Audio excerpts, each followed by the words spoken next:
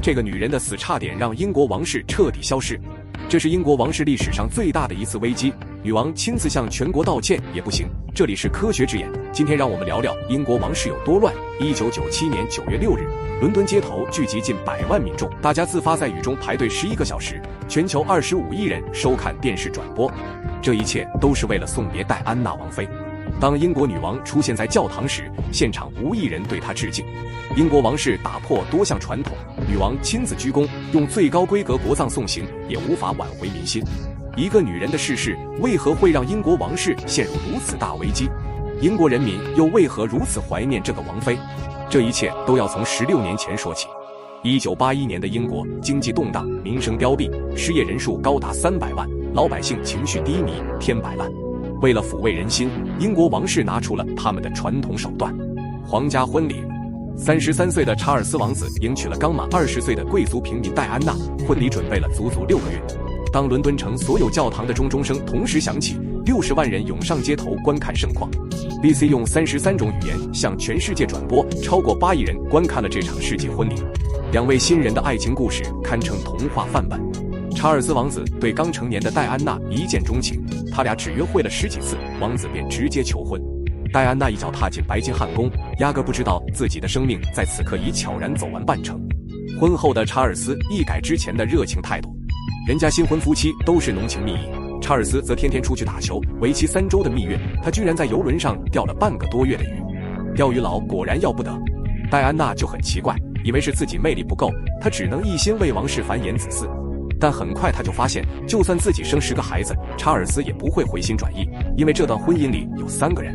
这个长得没戴安娜一半好看的女人叫卡米拉，她被媒体发出来是查尔斯的周6新娘，每周6她都会被专车送进查尔斯的寝宫，颠鸾倒凤。一开始戴安娜对此事根本不知情，她只是发现查尔斯每天深夜都会打电话，总是支开保镖独自出去约会。查尔斯的日记本里夹着卡米拉的照片，他戴的袖扣也是卡米拉送的，他俩还有一副情侣手镯，不知道还以为这俩是什么大情种。戴安娜就很生气，质问查尔斯，为什么那个女人总是在我们家？查尔斯的回答炸出天际，我拒绝成为英格兰历史上唯一没有情妇的威尔士亲王。威尔士亲王是每个英国王储的头衔，这兄弟为了追爱，直接把自己祖宗18代全给得罪了。更离谱的是，他还当着戴安娜的面对媒体说，如果人生活得容易点，就要娶2个老婆。戴安娜到这时候才发现，原来自己只是查尔斯用来当幌子的门面王妃。查尔斯10岁被封为亲王，14岁就开始跟女孩约会，什么书香门第大小姐、异国风情俏女郎，他都约过。卡米拉则是查尔斯女朋友战队中最牛的一个，她长得一般，不是什么贵族，但却是学校的交际花。她换男朋友的速度跟查尔斯换女朋友的速度差不多。查尔斯被卡米拉迷得神魂颠倒，一直想要娶她为妃，可英国王室的代名词就是古板，他们无法接受这个出身卑微感情史可以当输血的女人成为日不落帝国的王妃。无奈之下，卡米拉跟查尔斯短暂分手，然后跟查尔斯妹妹的前男友安德鲁结婚。安德鲁是查尔斯的好兄弟，而卡米拉婚后依旧跟查尔斯藕断丝连，也就是说，查尔斯的女朋友嫁给了查尔斯妹妹的男朋友，然后出轨了。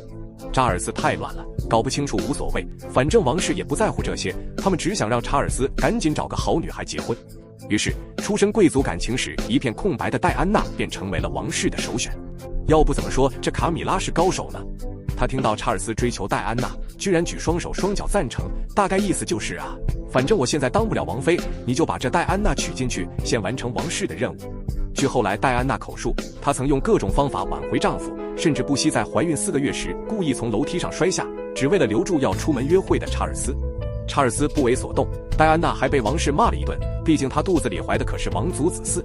到了后面，查尔斯和卡米拉2人甚至当着戴安娜的面在宫中约会，戴安娜没办法，只能向女王求助，没想到女王竟黯然表示，我也不知道该怎么办，查尔斯已经没救了。查尔斯的爹更是奇葩，走在婚礼之前，他便已经向查尔斯许诺，如果你的婚姻不美满，5年后你可以回去找卡米拉。戴安娜终于心灰意冷，她明白现在的自己与王室而言，你没有了利用价值，她只能当一条供人观赏的小金鱼，向全世界展示着完美的童话，会因她几度抑郁，甚至尝试过自杀，常在公众面前流泪。但戴安娜到底是受过高等教育的贵族女孩，并没有在这段婚姻里消沉多久，她决定向王室发起抗争。他开始尽可能多地出现在公共场合，他与民众一起坐地铁、搭公交，在休息日与儿子一起去游乐园慰问。为了推动国际反地雷活动，他冒着生命危险走进雷区。为了助力癌症儿童和麻风病的研究，他将拍卖礼服筹集的350万英镑善款全部捐出。1985年的艾滋病如洪水猛兽，所有人都避之不及，连英国卫生大臣都鄙视这个疾病。而贵为王妃的戴安娜不仅亲自探视艾滋病患者，还紧紧握住病人的手，成为打破艾滋偏见的第一人。这时候的戴安娜早已不是王室的宠物，她的呼声甚至高过了王室。民众纷纷表示，英国可以没有查尔斯王子，但不能没有戴安娜王妃。王室一看，这哪行啊？威尔士亲王还能不能支棱起来了？为了王室的名声，查尔斯又开始亲近戴安娜。1992年，两人共同出访印度，面对100多台摄像机，查尔斯主动献吻戴安娜，结果戴安娜直接别开脸，让查尔斯切了个尴尬，这下算是彻底撕破脸。婚变的报道铺天盖地，同年12月，官方正式宣布查尔斯与戴安娜分居。这时候，民众们还只是猜测查尔斯是不是出轨。直到1993年1月，查尔斯与卡米拉的电话录音曝光，好大一个实锤，查尔斯说的情话简直可以把人的鸡皮疙瘩吊完。我希望能成为你的卫生棉条，这样就可以永远住在你的体内。臭不要脸！事情到了这一步，查尔斯不得不出面表态。他在电视采访中表示，希望大家能理解，我和卡米拉的关系其实是1986年婚姻破裂之后才开始的。这一招王子自爆让媒体们都乐疯了，他们纷纷堵在白金汉宫门口，想抓拍到戴安娜掩面哭泣的一线图片。然而他们所有人都失望了。查尔斯采访播出之后，戴安娜高调出席了一场活动，她身着露肩性感小黑裙，气场十足。要知道，黑色是英国王室最忌讳的颜色，王室成员除了出席葬凤礼平时都不会穿，且王室的女性会被要求穿得端庄典雅。戴安娜这身穿着每个细节都踩在了王室的雷点，这条裙子也因此被媒体称之为戴安娜的复仇小黑裙。1996年，戴安娜与查尔斯正式离婚，为了抚慰民怨，王室为戴安娜保留了王妃称号。然而，离开王室束缚的戴安娜并没能真正奔向自由与幸福。1997年，戴安娜与新男友在法国巴黎约会，为了躲避狗仔的围堵，司机超速失控发生车祸，全车无一人幸免于难。车祸现场的照片很清晰，因为有一堆狗仔争先恐后拍下了惨烈的现场，有2名记者甚至跑到了车盖上猛拍照片。然而，这些围观者无一人上前拯救绝望的戴安娜。戴安娜王妃的死让整个英国蒙上了一层悲哀，民怨到达顶端。不少人认为，如果不是查尔斯出轨，如果王室善待戴安娜这个年仅36岁的女孩，便不会丧命。为了安抚民众情绪，英国政府不得不每隔1小时就在广播里放一次国歌。然而并没有什么卵用，愤怒的民众甚至喊出了废除王室的呼声。当了70年女王，要是因为儿子出轨而丢掉位置，女王可真的会信她。不得不代替儿子查尔斯发表公开讲话。在4.2万人的请愿下，白金汉宫降半旗致哀。女王其实是知道的，查尔斯或许永远是王室的王子，但戴安娜早已成为人民的王妃。现在的卡米拉已如愿成为英国王后。在女王登基70周年庆典上，戴安娜的孙子、孙女与现任奶奶卡米拉亲密互动，这场面让不少网友在线名约说戴安娜王妃已经被遗忘了。其实女王始终都不肯接受卡米拉。媒体还爆出，女王曾表示，如果查尔斯执意立卡米拉为王后，那储君之位就要换人。或许曾经有过那么一些时刻，女王也想对戴安娜施出援手，可她不能，因为她自己便是另一个戴安娜。为了王室的颜面，她苦忍受了73年。有人说，英国女王与丈夫恩爱73年，丈夫为她放弃希腊王位，入赘英国王室，简直就是爱情童话。可据英国媒体报道，女王丈夫的情人多达30余个，她最爱的节目便是脱衣舞表演。伊丽莎白女王的丈夫叫菲利普，虽然不是剃须刀，但他确实把秃头基因带到了英国王室。大家可以看现任国王查尔斯和威廉王子的发际线。很多传闻说，菲利普跟女王结婚前是希腊王子，他自愿放弃王位，对女王俯首称臣。可实际上，他这个希腊王子排到了300多位，继承权堪比刘邦的第19代玄孙。刘备菲利普出生的时候，希腊跟土耳其干架没打赢，他跟着父亲一起被收，幸亏他的母亲是英国维多利亚女王的外曾孙女，动用了一点权力，把他俩藏在一个箱子里运到了英国。要不怎么说渣男是遗传的。菲利普他爹被老婆救出来后，不仅不知感恩，还养起了情妇，也不管自己儿子，所以菲利普的童年就是到处投奔亲戚，最终被当海军元帅的舅舅收养，这才安顿下来。当时13岁的伊丽莎白跟父亲一起到皇家海军学校参观，对18岁的菲利普一见钟情。大家别看中老年时期的菲利普是秃头，可他年轻的时候老帅了，长这样活脱脱的偶像巨大男主一枚。豆蔻年华的青涩邂逅让伊丽莎白彻底沦陷，她写信给父亲说：“我们是天生一对。”好在伊丽莎白的父亲还有点理智，觉得这位落魄王子配不上自己的女儿，所以暂时没有同意，说你们要结婚也等到21岁再说。他觉着女儿长大后就会清醒。结果伊丽莎白跟菲利普通了整整8年，信看二人如此坚贞，王室勉强同意了这俩的婚事。伊丽莎白高兴地写信问菲利普，今后的日子里你会不会一如既往地珍惜伊丽莎白？菲利普回信，珍惜她，对我来说她是这个世界上唯一真实的事情。能看得出来这俩当时是真爱。伊丽莎白讨厌烟味儿，菲利普就在结婚当天戒了烟。伊丽莎白讨厌冰块撞击玻璃杯的声音，菲利普就发明了一个可以制作圆形冰块的机器。为了让伊丽莎白每天都能吃到美味早餐，菲利普随身携带电煎锅，走哪见啊？为了娶到伊丽莎白，菲利普直接放弃自己的姓氏和宗教，改随母姓蒙巴顿，并加入了英国国籍。当年英国为了庆祝这场婚礼，放了整整1周休假。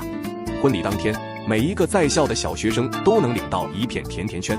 在伊丽莎白女王的加冕仪式上，菲利普第一个向女王下跪宣誓：我菲利普必将成为终生在尘世敬拜您的臣子，我也愿在各类人面前宣告对你从生至死的信奉和忠诚，愿上帝协助我。从此以后，菲利普这辈子最重要的头等大事就是不能让女王失望，但一辈子那么长，爱意并不能抹平一切。王室的规矩多得让人崩溃，吃饭时菲利普必须比女王先抵达餐厅，如果迟到了，他要到场做出正式道歉。在女王没有吃完之前，谁都不能吃完。女王如果吃完了，其他人必须放下叉子，不管你有没有吃饱。说话时，菲利普不能使用厕所、浴室、香水、孕妇等词语，要用更高端的词汇代替。睡觉时，菲利普不能比女王早睡，而伊丽莎白是个夜猫子啊，经常熬到午夜。出行时，菲利普不能和自己的孩子一起坐飞机，原因是如果飞机坠毁，大家全死了，王室就没有继承人了。据报道，婚后不久，菲利普就得了黄疸病，这种病通常被认为是压力和抑郁导致。平常人家说的婚姻是爱情的坟墓，放在高贵的王室也同样应验。刚结婚时，菲利普给女王做早餐，后来女王给菲利普做早餐，他直接公开对媒体表示，英国女人做饭真的难吃。菲利普在路上飙车，女王吓了个半死，要他减速。菲利普表示再逼就下车，自己走回去。更过分的是，菲利普的脾气也越来越暴躁，他开始骂女王笨蛋，脾气坏得像头猪，还说女王像咧嘴笑的大猩猩。两人第一次大矛盾爆发是在孩子跟谁姓的问题上，菲利普一直想让孩子跟自己姓，可他是入对英国王室，哪有王室的孩子不跟王室姓的道理？对此，菲利普非常生气，他关了伊丽莎白妈卧室的暖气以表愤怒。伊丽莎白他妈气得半死，说坚决不能改。最后女王还是让步了，她把自己的姓温莎和菲利普的姓蒙巴顿联合起来，所以查尔斯的全名就叫做查尔斯·菲利普·亚瑟。乔治·蒙巴顿、温莎这些都不算什么。菲利普这辈子最离谱的丑闻是他被爆出来有30多个情人，从舞女到贵族名媛应有尽有。还有媒体爆出菲利普是一家名为星期四俱乐部的成员，这俱乐部最著名的项目就是脱衣舞表演。伊丽莎白怀查尔斯的时候，菲利普还被拍到跟一漂亮女演员热舞一整夜，浪到天亮才回家。菲利普的情人名单里最著名的一个是女勋爵彭妮。菲利普认识她的时候已经55岁了，而彭妮还是个22岁的学生，两人声称是忘年交式柏拉图爱情，20多年里每周至少见2次，经常一起跳贴面舞，一起骑马坐车，亲密照多到数不清。菲利普当然不会承认，他说：过去40多年的时间里，我走啊，保镖跟啊，你说这种情况下我怎么出轨？而女王对此也只能选择沉默，毕竟王室脸面大过天，她甚至直接邀请那位彭迪和自己同坐一辆车，以此来帮丈夫洗清绯闻。即便如此，这段婚姻还是四处漏风。2017年，96岁的菲利普亲王搬出了白金汉宫，宣布退休，正式跟女王分居。夫妻俩各国各打经常，几周不见面。其实菲利普想退休，咱也能理解他这辈子啊。单独执行过王室公务22219次，去过170多国家，发表演说超5000，因此平均每要出席371场活动。到最后，他已经工作到麻木，开始摆烂了。例如，他参加活动的时候遇见一位100岁老人，老人说：我已经104岁了。菲利普说：我不信，女人总是在年龄上少报10岁。记者采访他说，当时参军为啥不选择陆军，而是当了海军呢？菲利普回答，我不喜欢走路。在会见尼日利亚总统的时候，他说，总统，你的民族服饰像睡衣，看起来要睡着了。有位14岁的少年给女王写信，菲利普回信说，想不到你居然识字。儿子安德鲁说，爸爸，我长大想当太空人。菲利普说，不可能，你太胖了。最抓马的是，他还曾打电话给空军指挥部，用录音机放了一段空战录音，说你们有个发疯的飞行员正在轰炸白金汉宫，快来救我。果然工作多了，连亲王都疯，这世上哪有人不疯的？也许正是这样的幽默风趣，才让女王一次容忍了他的花边新闻。虽然这俩总是被传婚变，但还是相守。走过了70余年，菲利普在自己99岁生日时说，他渴望活到100岁，因为很想看到妻子给自己过生日时开心的模样。可惜菲利普亲王没能完成这个夙愿，他在99岁高龄去世，而女王则在丈夫灵柩上留下了一封信，上写着 In loving memory, Lilibet， 在爱的记忆里，利贝特拉。大王子惹上桃色官司，二王子开罗体派对，四处漏风的英国王室到底还能撑多久？英国女王在位70年，最常干的事儿就是给王室成员们擦屁股。她的丈夫、儿子、孙子没一个让人省心。女王的丈夫曾被曝包养情妇30多，她为了洗清传闻，亲自邀请丈夫的情妇坐车。儿子更是奇葩，大儿子查尔斯婚内出轨，王妃戴安娜的死让王室差点消失，女王亲自向全国道歉。二儿子安德鲁王子被曝与美国阴谋爱泼斯坦有关系，还被一女的给起诉了。尽管他一直否认自己干的那些糟心事，但还是被剥夺了王室成员头衔，被亲哥哥查尔斯逐出了白金汉宫。长公主安妮离婚2次出轨，女王的前世从小公主尤金琳的丈夫被拍到在意大利游艇上，女模特名媛开比基尼派对，驸马爷不仅与3名女性搂抱，女模特还直接在他面前裸上身更衣。英国王室的渣男基因还真是遗传的，孙子辈也挺搞笑。咱先来说，现任储君威廉王子和他的妻子凯特王妃是平民出身，小时候是个胖妹，也不会打扮，总是被人欺负。据说她逆袭成为王妃后，激励了不少英国女生，还有人在伦敦办了个王妃培训班，专门培训那些想成为王妃的平民小女孩人。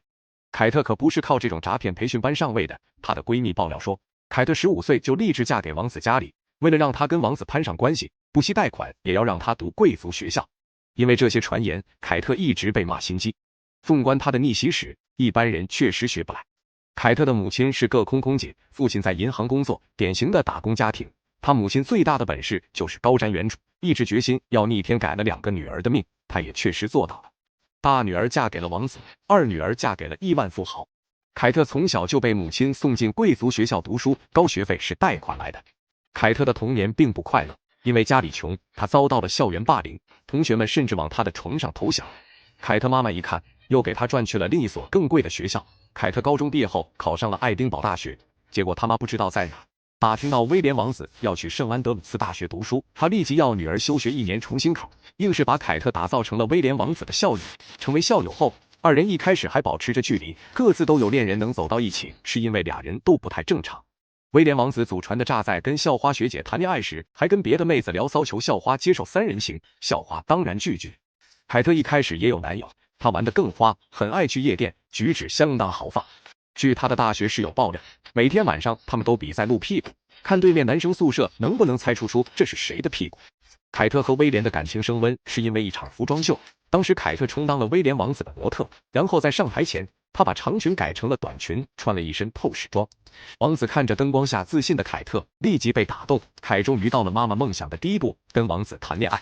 凯特对待这场恋爱是认真的，威廉可就不一定了。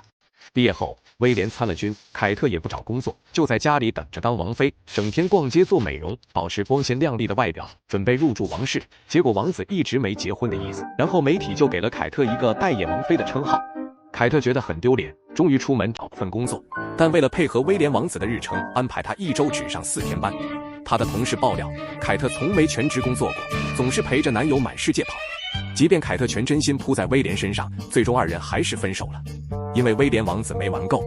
2007年，凯特和威廉分手，威廉立即无缝衔接了各种美女，什么马球俱乐部的女儿小田、歌手布兰妮、AK 团员娜塔莎、小天后乔斯之类的成明星杀手。这次分手最着急的不是凯特，而是凯特他妈，前妻努力20几年，怎么能功亏一篑呢？为了挽回威廉的心，凯特妈咪隔三差五就邀请威廉喝酒，家里常备威廉爱喝的红酒，甚至把威廉的照片设置成自己手机的屏保，不知道的还以为是他在跟威廉谈恋爱。在凯特妈咪的努力下，威廉和凯特又重归于好了。2011年4月29日，二人经过10年爱情长跑，终于步入婚姻殿堂。他俩学父亲查尔斯和母亲戴安娜一样，搞了场童话。婚礼凯特的戒指就是戴安娜之前戴的，是威廉找女王借来的。两人还在白金汉宫的阳台上重现了查尔斯与戴安娜的经典一吻。丹娜有多惨，大家都知道。凯特为了当好这个王妃，模仿成这样也算是敬业了。凯特这人和他妈一样，内心强大了一批，就算总是被骂心机买件衣服，被骂败家，怀孕期间只出了87次公务，被骂懒政，但她还是兢兢业业做好了王室心中的王妃人。8年之内生了3个娃，每次生完几小时不到，她就穿着高跟鞋和美丽裙子出来向民众打招呼。这是英国王室的不要命传统。当年戴安娜也是生威廉的时候痛了16个小时还发烧了，就算这样也依旧脚蹬高跟鞋出来跟大伙打了招呼。女王的第2个孙子哈里和他的老婆梅根就没这么听话。哈里这辈子最痛恨的就是生在帝王家。梅根王妃的出身比凯特还牛，是一个离过婚的有黑人血统的美国人，简直就是在英国王室的 ladder 上蹦迪，但她最终也还是成了王妃。哈利王子甚至愿意为了她退出王室，原因和上面那俩一样，因为不正常所以在一起。梅根的母亲是个黑人，父亲是一名好莱坞的打光师。梅根耳濡目染，大学的戏剧毕业后一直不温不火，在好莱坞跑了几年龙套。她2004年嫁给好莱坞的一个制片人，结果刚结婚不久，梅根就出轨离婚了。这之后，她又约会了许多男生，什么厨师、球手都有，直到遇见哈里。哈里比哥哥威廉还叛逆，经常泡女孩。有一次参加一个裸体派对，然后被媒体给拍了，女王下令禁止各大媒体传播王子裸照。然后有家媒体实在忍不住想抢头条，就找人 cos 哈里王子，文字里描述哈里图片，用演员代替完美还原当时场景，女王差点气得吐血。总之各自都能玩出花的两人，最终还是走到了一起。他们从认识到订婚只经过了16个月，这个梅根也算惨的人。凯特是举家支持他，这边是全家捣乱。梅根的姐姐天 dis 妹妹跟媒体说什么梅根很浪费不顾家，还说要出一本书叫做《野心家王妃妹妹的日记》，真是绝了。梅根的哥哥还写信给哈里说，你要是娶了我妹绝对会倒霉。事实证明还真有点倒霉。哈里自从跟梅根在一起后，就总是被民众们骂来骂去，主要还是因为梅根比较特立独行，一点也不像英国王室需要的那种传统女性。她经常在采访中大吐苦水，说王室生活是一种挣扎，还天天穿王室最忌讳的黑色去参加慈善活动。她直接穿了个高跟鞋去被骂作秀，过个生日给自己租了1周94万租金的别墅，被骂浪费纳税人的钱。总之就是干啥都被骂坑成现实版的被辱骂的梅根王妃的一生。这种日子梅根过得很糟心，哈里王子为了保护老婆，直接发表声明要退出王室，都没有和女王商量。女王90多岁了，还要被孙子气属实，也是太不容易。退出王室就算了，梅根还跟一群主张废除君主制的左翼人士走得很近，看样子是想直接让王室消失。那份退出王室的声明也很有意思，仔细琢磨会发现人夫妇俩只是宣布原则上不再参与王室公共职务，但还是保留王室头衔。两人还跟电视台签了一份价值1.5亿美元的长期合约，专门配合做了一些王室纪录片，还开了一个皇家品牌。这俩又当又立的尿性，差点没把女王给气昏过去，直接宣布这个品牌不合法。这对夫妻最近的传闻是，梅根表示自己可能会参加2024年的美国总统大选，因为他是美国国籍，有资格参选社长，已经开始期待了。毕竟在美国，谁没可能当总统呢？英国王妃当美国总统，帝国辉煌又要回来了，朋友们。总之，现在的英国王室早已失去了民。其实在现代社会，英国君主制的存在就是依托着民众的支持。现在这个失去了女王的英国王室已经摇摇欲坠，谁知道它还能撑多久呢？